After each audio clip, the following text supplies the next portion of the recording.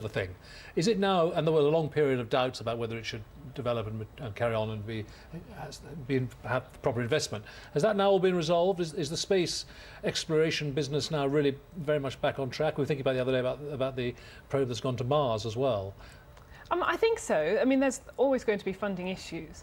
But the International Space Station, they've certainly said that they will continue to use it, and it can hopefully do some very vital science that you just can't carry out on Earth. There's just, you need to explore space, and being able to go to another planet is quite captivating, but knowing that there are people up there being able to do very useful activities that you can't do on Earth, has to be worthwhile. Something's about to happen. It just seems to be a lot of action around there now. What's going on now? Can you tell? You're seeing part of the sort of the flare from the rocket engines. They might just be changing the rate that they're firing. At some point, I think at the bottom you're seeing the external fuel tank, and so the camera's actually mounted on the external fuel tank, which is the large orange tank that you saw, and it's just been jettisoned. Tank separation confirmed. Discovery now in its preliminary orbit.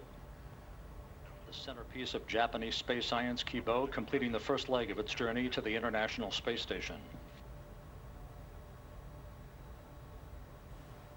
So that's just... Mark Kelly will now maneuver Discovery to the correct orientation so that video and digital stills of the fuel tank can be captured by cameras embedded in the shuttle's umbilical well for post-flight analysis. So has it just gone into space, just got into flotsam and jetsam into... No, because it's close enough to the Earth that it'll actually burn up in the atmosphere. The solid rocket boosters, however, were jettisoned much earlier, and so they're retrieved from the Atlantic Ocean. Wow, this has been wonderful. Really enjoyed this.